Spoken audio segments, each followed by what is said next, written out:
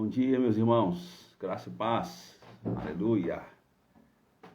Glória a Deus que nos dá a vitória por Cristo Jesus, o nosso Senhor. Aleluia. Muito bom dia a todos. Focados aqui, hoje 3, quarta-feira. Deus tem cuidado de nós e ministrado as nossas vidas. E nós temos o privilégio, aleluia, de estar segunda, quarta e sexta aqui, diante da palavra da verdade, diante do evangelho, da graça de Deus. Que privilégio poder estudar Gálatas. Que privilégio poder estudar Gálatas e saber que você está comprometido com isso. Nós estamos estudando Gálatas capítulo 3. E no Gálatas capítulo 3, Paulo, ele traz, segundo ele, as provas da justificação pela fé. Então, ele vai citar seis, né? Ele vai usar 6 argumentos como a prova da justificação pela fé. Então, a primeira que ele vai usar é a prova das experiências. Nós já estudamos isso, lembra? A prova das experiências. A experiência da conversão, a experiência da cura, do milagre, a experiência da salvação, a experiência de ter o Espírito de Deus, né? Então, ele usa a experiência. A segunda prova da justificação pela fé, Paulo vai falar da prova das Escrituras, a prova daquilo que já está escrito, já está registrado, né? E não só escrito, né? O cumprimento das Escrituras. Paulo também vai falar da prova das promessas de Deus, as promessas abraâmicas, né? A promessa que Deus fez a Abraão, que se estende a mim, que se estende a você, pela fé, né? Então, foi isso o terceiro argumento de Paulo, das provas, né, da justificação pela fé. E hoje nós vamos seguir um pouco mais. Paulo, ele gastou muito tempo aqui para provar isso. E nós vamos seguir um pouco hoje falando da prova da fraqueza da lei. Então, quais são as provas da justificação pela fé que nós já vimos até agora em Gálatas 3. A prova das experiências, a prova das promessas, a prova das escrituras e hoje a prova da fraqueza da lei. Então, ele vai usar aí nos versos 19 ao 22. Ele vai dizer assim: qual era então o propósito da lei? Foi acrescentada por causa das transgressões até que viesse o descendente, a quem se referia a promessa, até que viesse Cristo, tá, gente? E foi promulgada por meio de anjos, pela mão de um mediador. Contudo, o mediador representa mais de um. Deus, porém, é um. Então, a lei opõe-se às promessas de Deus? De maneira nenhuma. Pois se tivesse sido dada uma lei que pudesse conceder vida, certamente a justiça viria da lei. Mas a Escritura encerrou tudo debaixo do pecado, a fim de que a promessa, que é feita pela fé em Jesus Cristo, fosse dada aos que creem. Paulo aqui, ele é enfático, né? Paulo, ele, nesse primeiro momento, ele quer trazer com muita clareza, né, a fraqueza da lei e o porquê, então, que a lei foi dada aos homens. A grande questão dos judaizantes, e que é ainda hoje a grande dúvida de muitos irmãos, é se é somente pela fé que um homem se coloca em Cristo e se torna participante da promessa de Deus a Abraão. De que serve a lei, então? Né? É isso que entra aí na cabeça de muitos crentes. Fala, meu Deus, então para que serve a lei se a fé, se a salvação é só por Cristo? Por que que o apóstolo Paulo, por que que Natanael ensina tanto contra a lei? Em Romanos 7:12, Paulo vai dizer que a lei é santa, que o mandamento é santo, justo e bom. O que Paulo bate contra a lei é quando as pessoas querem fazer da lei o meio para a salvação. A lei desempenha um papel importantíssimo no propósito de Deus. Mas a lei, a função da lei nunca foi conceder salvação, e sim convencer o homem da necessidade da salvação. Então, Paulo quer deixar isso aqui muito claro. Ele quer mostrar que a lei, ela nunca pode ser observada ou praticada como um meio para ser salvo. Ela, sim, pode ser praticada como um meio de nos assemelhar cada vez mais ao caráter de Deus, sim, porque, de alguma forma, a lei, ela revela o caráter de Deus. E aí é que a gente entra na crise, porque a lei revela o caráter de Deus. Se eu e você não conseguimos cumprir a lei na plenitude, né, fica aí a verdade do nosso coração. Somos incapazes de nos identificar ao Senhor, se não for por meio de Cristo. Então, Paulo quer, nesses versos 19 ao 22, provar que a lei é fraca.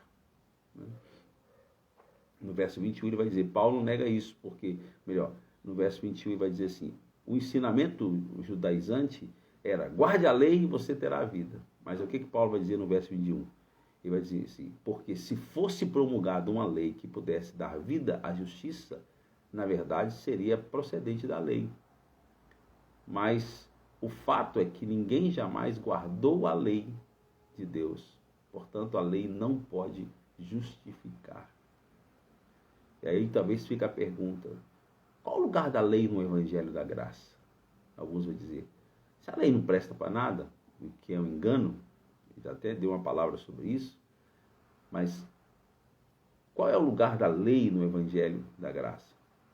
Olha que coisa interessante, o lugar da lei no Evangelho da Graça é simples. O que Deus quer com a lei para comigo e para com você? Depois de nós tentarmos praticar a lei, nós vamos fracassar. E nesse fracasso, o que Deus quer? Que na nossa incapacidade de guardar a lei, que nós buscamos a promessa pela fé. Em outras palavras, o que o Paulo está argumentando é que o propósito da lei é tornar os homens piores, não melhores. Olha isso, né? Qual que é o propósito da lei? Me tornar pior, mostrar para mim a minha incapacidade, mostrar para mim e para você o nosso fracasso.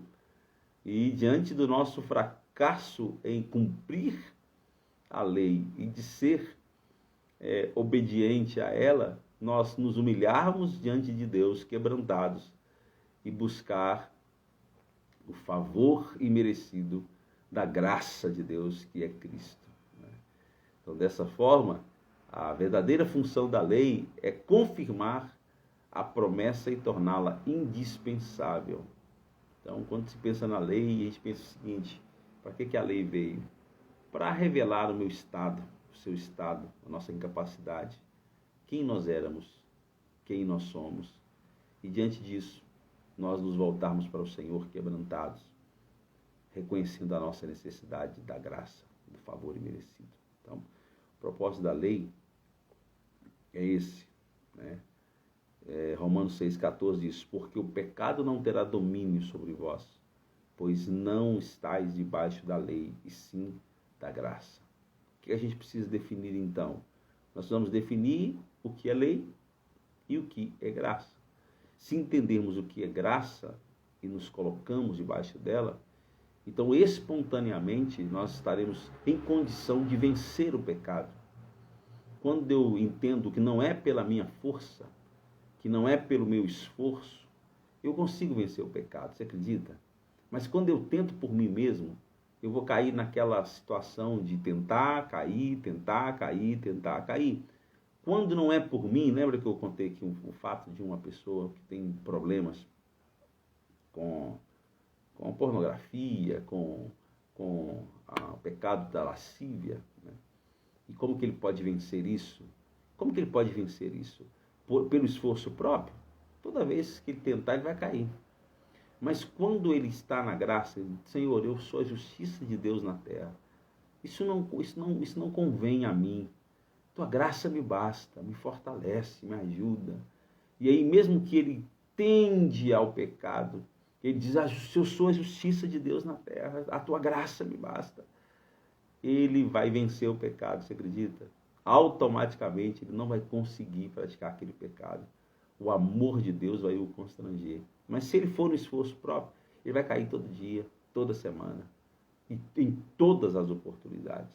Então, o que a gente precisa entender é que a lei exige que você faça, enquanto a graça faz por você. A graça faz por nós. Nós só podemos vencer o pecado porque nós não estamos debaixo da lei. Nós só podemos vencer o pecado porque nós não estamos debaixo da lei, do esforço próprio, da justiça própria. Por que você consegue vencer o pecado hoje? Porque a graça de Deus está sobre a sua vida. E não é pelo seu esforço, não é pela sua força, é pela graça. Em graça, debaixo da graça, você diz não ao pecado. Olha que coisa linda. Tem gente que acha que o evangelho da graça é liberdade para pecar. Não.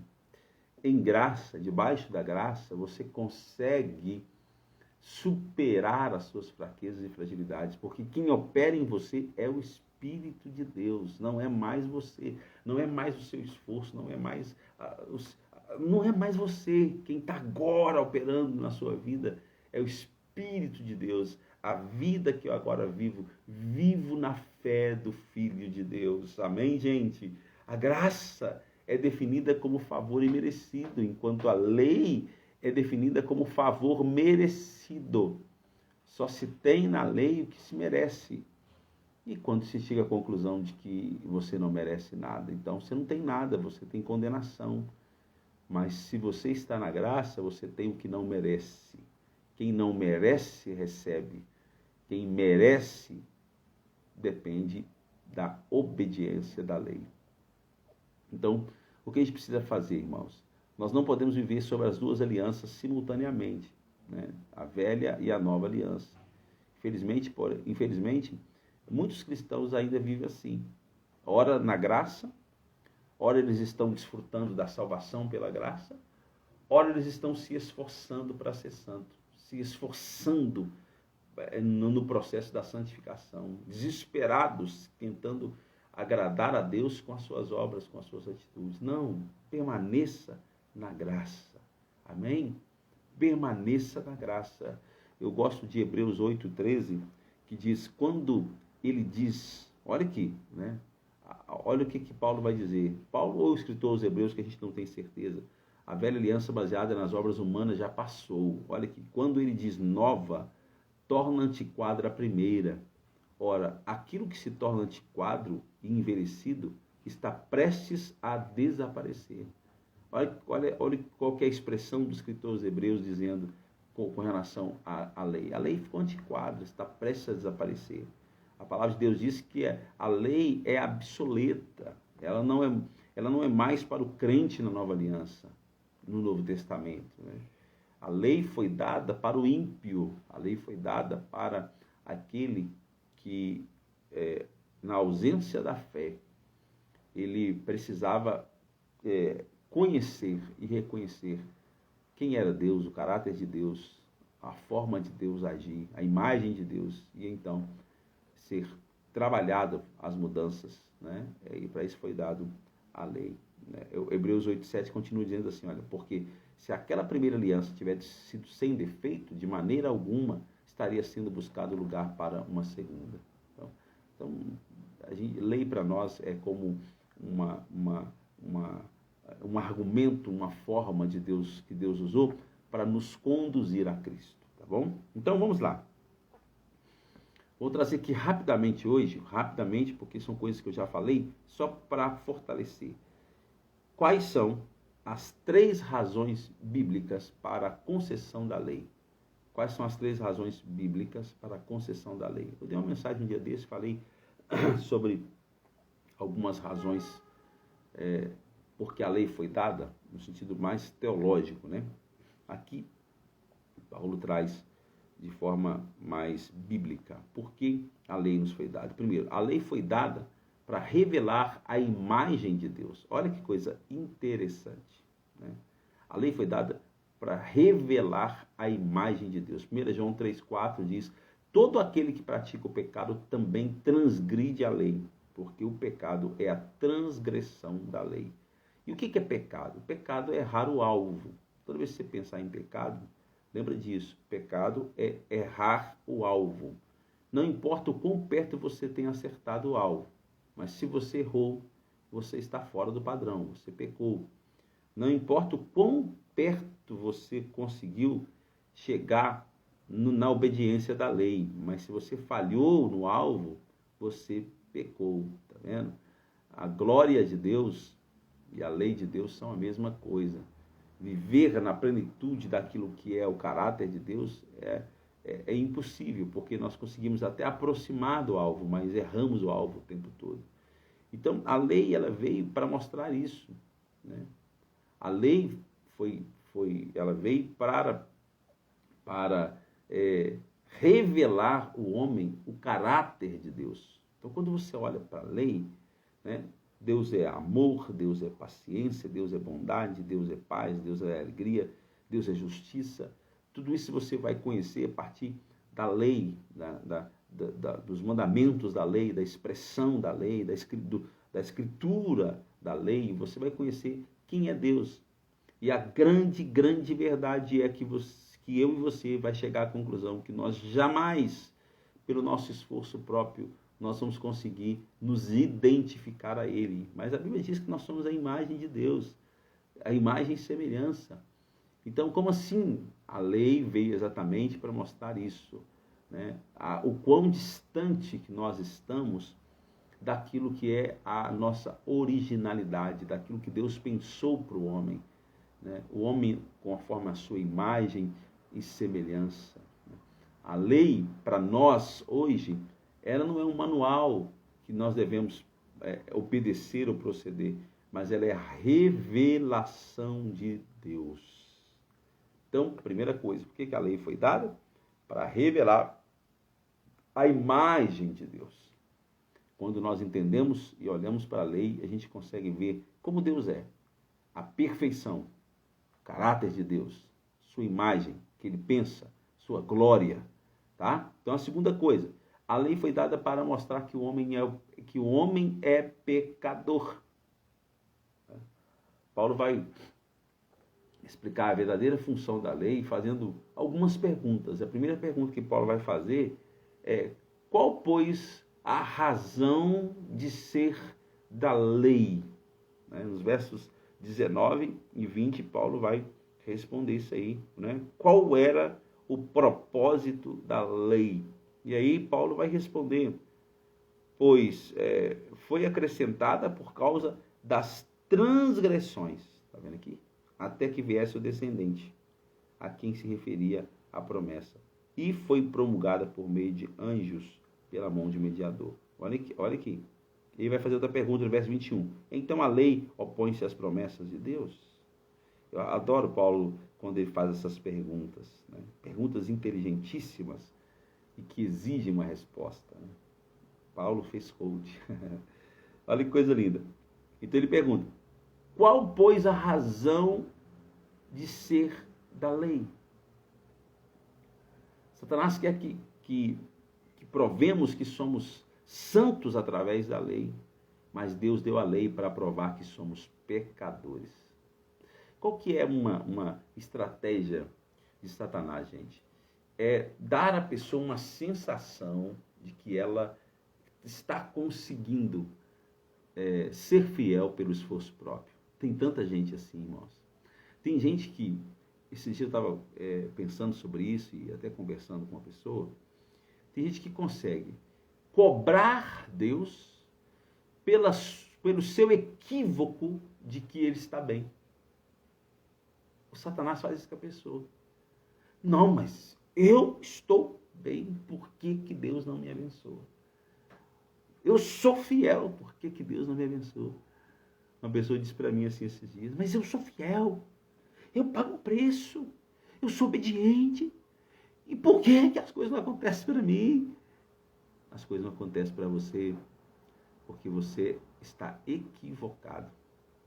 Satanás quer que provemos que somos santos através da lei, mas Deus, através da lei, quer provar para você que você é pecador e que você não tem, não pode, jamais conseguirá alguma coisa se não for por graça. Uau! Romanos 4,15. Visto que ninguém será justificado diante dele por obras da lei, em razão de que pela lei vem o pleno conhecimento do pecado. Romanos 3,20, está vendo? Olha o 4,20. Porque a lei suscita ira, mas onde não há lei, também não há transgressão. A lei vem para revelar a transgressão. Romanos 7,7. Que diremos, pois? É a lei pecado? De modo nenhum. Mas eu não teria conhecido o pecado, senão por intermédio da lei. Percebe isso, gente? Tá comigo aí, todo mundo? Vocês fica caladinho. Tá comigo aí? Olha que coisas interessantes a gente está falando aqui. Quantos de nós já entramos no estado de equívoco, de achar que Deus não está me abençoando? Não sei por que as coisas não acontecem, porque eu faço tudo certo. Isso é um equívoco. Faço tudo certo com base no quê? Na lei? Tudo bem. Você pode até acertar algumas coisas, mas você errou o alvo. Pecou. Tá vendo? Pecou. Tá fora. Assim, cada vez mais fica claro para mim que o alvo da lei era denunciar o pecado e mostrar o que é contra a vontade de Deus. A lei existe para demonstrar que não conseguimos ser quem fomos criados para ser. Lembra o que eu falei? Fomos criados à imagem e semelhança de Deus. Então, quando você olha para a lei, você vê a imagem e semelhança de Deus e você tem a consciência que você não consegue. A lei expõe a realidade do homem. A lei diz para o homem, você é homem incapaz de praticar isso aqui.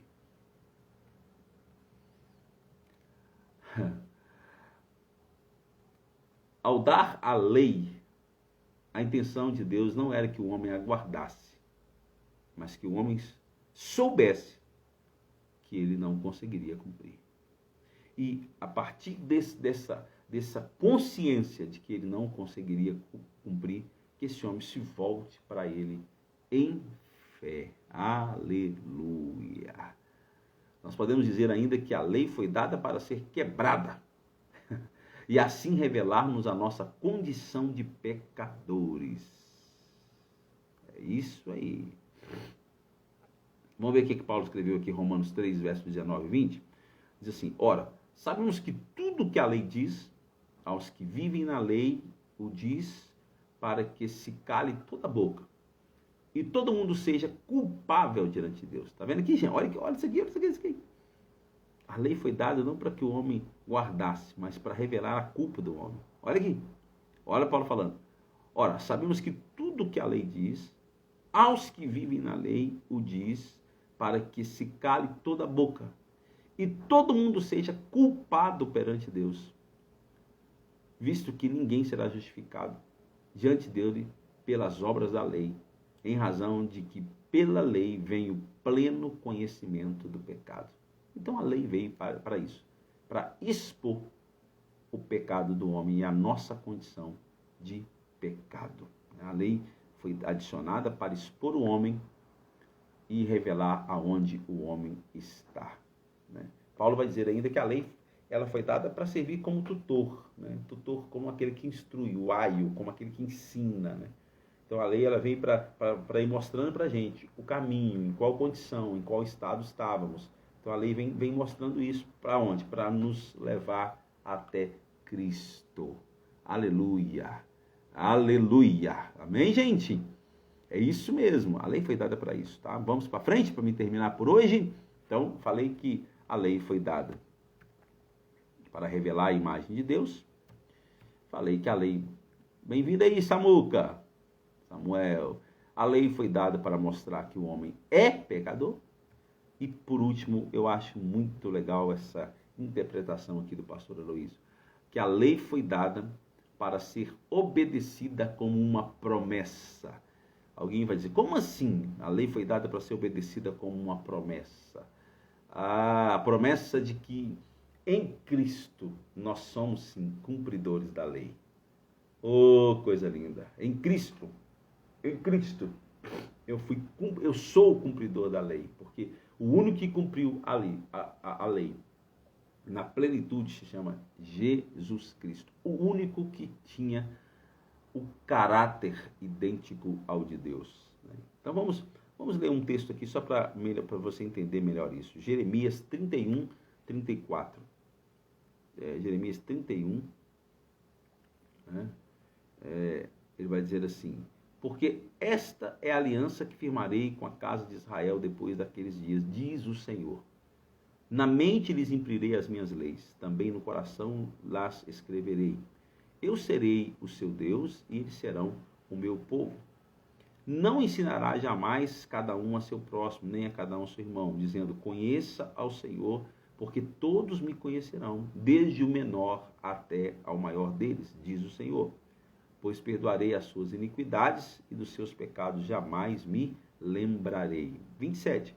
Porei dentro de vós o meu espírito e farei que andeis em meus estatutos e guardeis os meus juízos e os observei. Esse aqui é o 36, 34 e 37. Então, a lei de Moisés, ela foi dada, como já falei, para ser quebrada, para que o homem descobrisse que é pecador e que é incapaz de obedecer à lei. Mas a lei de Cristo pode ser cumprida, pois aquele que faz a exigência, ele mesmo a cumpre por nós. Aleluia! Tá vendo? A lei de Cristo, se é que alguém pode chamar isso de lei, ela pode ser cumprida. Por quê? Porque aquele que faz a exigência, ele mesmo cumpre. Vamos para Colossenses 1, 26 e 27. Diz, o mistério que estiver oculto dos séculos e das gerações, agora, todavia, se manifestou aos seus santos, aos quais Deus quis dar a conhecer qual seja a riqueza da glória desse mistério entre os gentios, isto é, Cristo em vós, a esperança da glória. Bem-vinda, Maria Alice. Cristo em nós, a esperança da glória. Então, Cristo habitando em nós é a esperança da glória. Então, a glória de Deus é sua imagem e o seu caráter.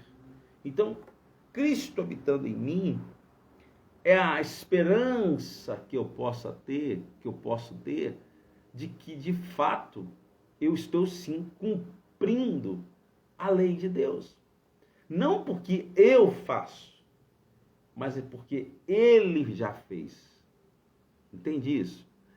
Entende que o que é a obediência com base em uma promessa? Qual que é a obediência com base em uma promessa? É a certeza que eu tenho de que eu estando em Cristo. Olha aqui, presta atenção. Se pela fé eu estou em Cristo, não é uma promessa? Que todo aquele que crê, não é, vai ser justificado. Então, se pela fé eu estou em Cristo e recebo a justificação, você consegue perceber que pela fé eu estou cumprindo a lei? Percebe ou não? Responde para mim. Você entendeu o raciocínio? Ó, a palavra de Deus diz que todo aquele que crê será salvo. Que todo aquele que crer em Jesus será justificado. Se eu creio nele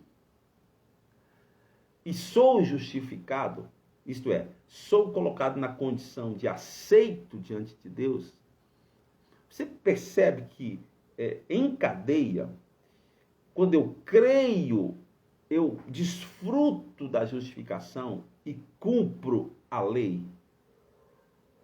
em Cristo. Entende o que eu estou falando ou não?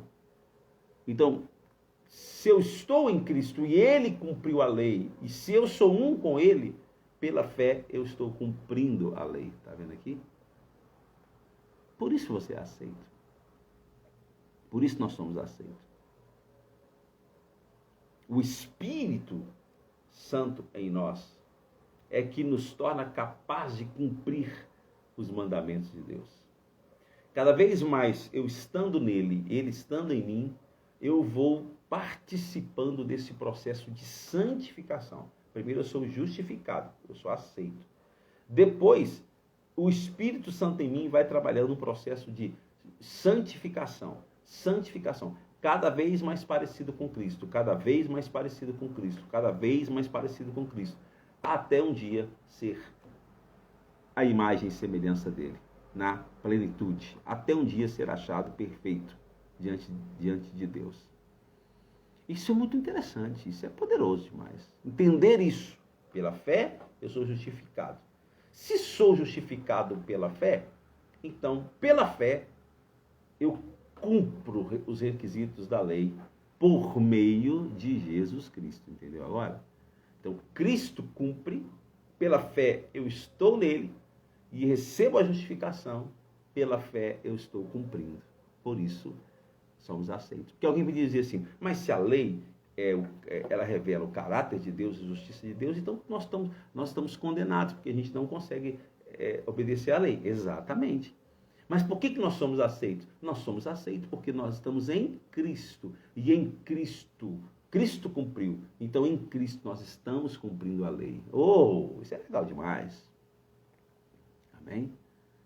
E aí a gente começa a olhar os mandamentos não mais como uma ordem. A gente começa a olhar os mandamentos até como uma promessa. Não matarás. É uma ordem, não é? Mas para nós vai ser uma promessa. Olha, eu tô dizendo para você que você não vai matar. Você não vai matar. Você vai amar sim, você vai amar. Você vai amar, estando em mim, você vai amar. Aquilo que era uma ordem passa a ser uma promessa. Em Cristo, olha que coisa interessante. Em Cristo, eu não vou matar ninguém. Aleluia. Em Cristo, eu vou amar. Aleluia. Tá vendo que não é mais ordem? Se você está em Cristo, você passa a ser uma promessa, não mais ordem. Vocês estão entendendo, gente? Está todo mundo caladinho? Responde para mim, me ajuda. Você está entendendo o que eu estou falando? Em Cristo não é mais ordem, é promessa. Aleluia. Em Cristo, não adulterarás. Em Cristo, eu não vou mais desejar a mulher do próximo. Eu não vou mais, entendeu? Em Cristo, aquilo que era mandamento passa a ser uma promessa. E automaticamente esse processo de santificação vai acontecendo na nossa vida. Eu espero que você tenha compreendido, né? Que você tenha entendido o poder desta palavra. Por isso que a Bíblia diz que aonde há o Espírito, aí há liberdade. Porque você entende que não é mais por obediência, mas sim por estar em Cristo. E eu estando em Cristo, aquilo que era mandamento passa a ser uma promessa. Eu vou viver, eu vou desfrutar, eu vou deixar o pecado, enfim, e assim a gente vai seguindo nesse processo de santidade. Amém, gente? Guarde essa palavra. O evangelho da graça não é uma questão de ir para o céu, mas é uma questão de Deus ter vindo a nós e habitado em nós. Então, quando a gente entende isso, a graça tem um nome. A graça, o nome da graça é Jesus Cristo habitando em nós. Tá bom? Deus abençoe vocês. Nós voltamos sexta-feira para mais uma prova da justificação pela fé, que é a prova do que a fé faz por nós. Hoje estudamos a prova da fraqueza da lei. Faz uma coisa comigo. Me ajude a ajudar pessoas e libertá-las da escravidão da lei. Compartilhe esse vídeo com o máximo de pessoas que você puder. Seja uma bênção na vida dos demais irmãos. Deus abençoe você, Deus abençoe o seu dia, sua casa. Beijo no coração e até sexta-feira aqui na live. Mas amanhã, quinta-feira, na nossa Noite de Milagres, aqui em Contagem, Rua Pala, 485, no bairro São Joaquim, às 20 horas. Te aguardo. Deus abençoe você.